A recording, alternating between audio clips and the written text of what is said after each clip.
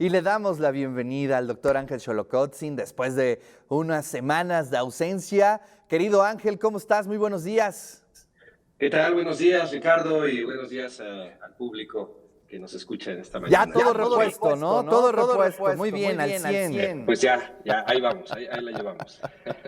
Oye, pues qué bárbaro. Tenemos nuevo libro de este filósofo que, bueno, publica con mucha intensidad, ¿eh?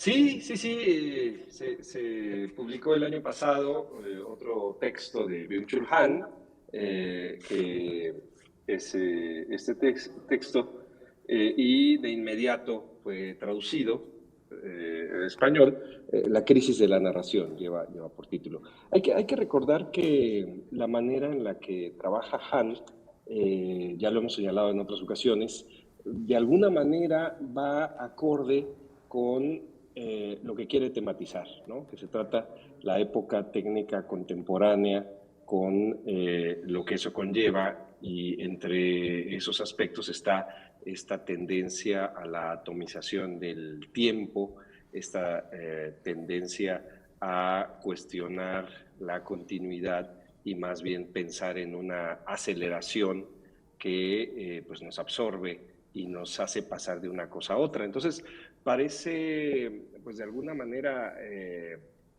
peculiar que en la crítica misma que él está haciendo al modo de vida, a esta vida acelerada en donde ya no contamos con una posibilidad de continuidad en la lectura, por ejemplo, para revisar un texto de 300 páginas, si pensamos, por ejemplo, en un texto como La crítica de la razón pura o La fenomenología del espíritu, los grandes textos de la tradición filosófica, evidentemente el ritmo de vida en esta época técnica contemporánea nos lo impide. Entonces, lo que él está haciendo es criticar esa manera en la que vivimos, pero a la vez no quedarse fuera, ¿no? Porque finalmente Claro. la filosofía lo que intenta es tematizar la época en la que estamos. Entonces, ¿de qué manera puede ser accesible la forma de filosofar o las reflexiones que hace Han? Y una de esas formas es precisamente con textos cortos, ¿no? Entonces, lo que realmente un texto de 90 páginas tematiza son algunos aspectos que en una forma previa, en estos grandes textos de la tradición, pues formarían parte de un parágrafo, formarían parte de un capítulo, pero lo que hace Han es separar e ir tematizando y publicando los textos de esta manera. Entonces, piensa algunos aspectos que están relacionados con lo que ya ha señalado en otros momentos. Y en este caso, lo que trata de pensar es una continuación de aquello pensado en otros textos sobre la crítica a la información y en qué medida estamos pasando de una época de la narración a una época de la información en donde lo central es una aglutinación de datos que impide esta continuidad que estábamos mencionando y que impide precisamente dimensiones diferentes del lenguaje, ¿no? ¿En qué medida eso está haciéndose a un lado precisamente por esta época acelerada, por esta dimensión de la información que nos inunda y que ha acaparado las posibilidades mismas del lenguaje, ¿no? En términos de mera comunicación o mera transmisión de datos. Entonces, lo que hace Han, de la mano de ciertos filósofos como Benjamin, como Heidegger, es tratar de pensar estas posibilidades y lo que eso significa, ¿no? Y lo que eso significa de alguna manera es un cierto desencantamiento del mundo, ¿no? En qué medida con los datos y con la información lo único que queda es la desnuda facticidad, aquello que de alguna manera la modernidad intentó buscar en términos de una mera objetividad, pero en donde queda fuera o se hace a un lado la manera en la que pueden ser relacionados los acontecimientos, ¿no? Y que forma parte precisamente del ámbito de lo histórico, de aquello que determina al ser humano y que en esta época técnica contemporánea pues queda de alguna forma de lado.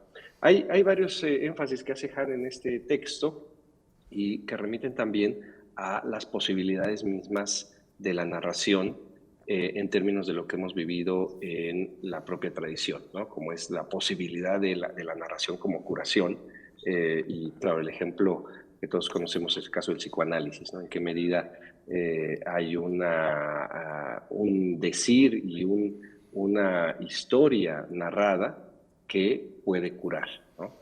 Y en qué medida esto puede ser cuestionado y de alguna manera hasta sustituido por el ámbito de la información, ¿no?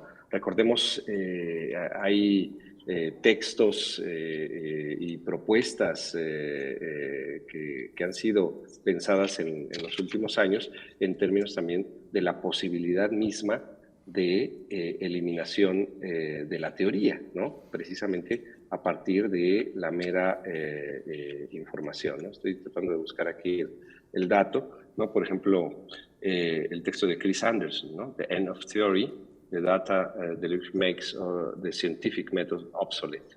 Este es un texto de 2008 en donde pues la propuesta es que de alguna manera la teoría, y en eso se está incluyendo precisamente la manera en la que tematiza la teoría como narración, pudiese llegar a ser obsoleta y simplemente lo determinante tendría que ser el ámbito de los datos y la información, ¿no? Entonces lo que hace Han aquí es pensar y cuestionar si acaso lo determinante del ser humano efectivamente pudiese alcanzarse mediante meros datos e información, cuestionando el ámbito de la contemplación, el ámbito del teorema, y por supuesto también la manera en la que esa es expresada como narración, como un elemento central o determinante del lenguaje.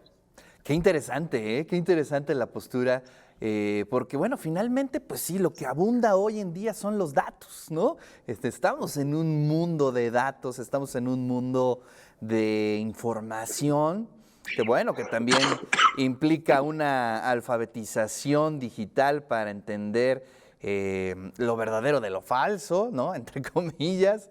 Pero ¿dónde queda la literatura, no? Por ejemplo, ¿no? Sí. ¿Dónde queda la explicación?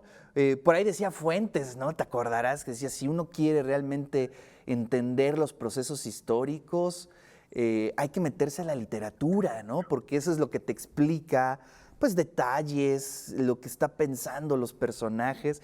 Y pues eso no entra en los datos, ¿no? Que también eso es algo interesante. Y eso efectivamente esa es una de las crisis que estamos viviendo actualmente. Pero no me deja de sorprender estos formatos que trabaje de libros breves, ¿no? Es muy interesante porque le permite estar publicando continuamente y le permite también, pues creo, no sé qué opinas, pero es el filósofo más leído actualmente, ¿no?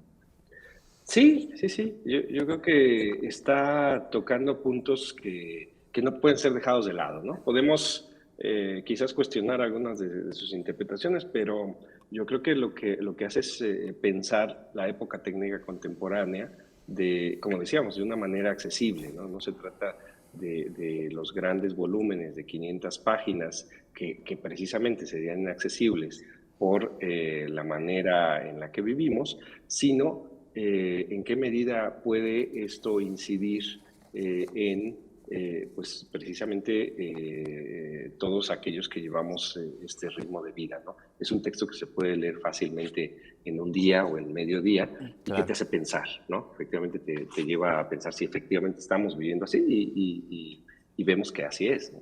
Así es. Ángel, pues te agradezco mucho, gracias por regresar aquí al De Eso Se Trata, te mando un gran abrazo y bueno, pues ahí está la lectura obligada de esta semana, te mando un abrazo, muchísimas gracias, Ángel. Muchas gracias.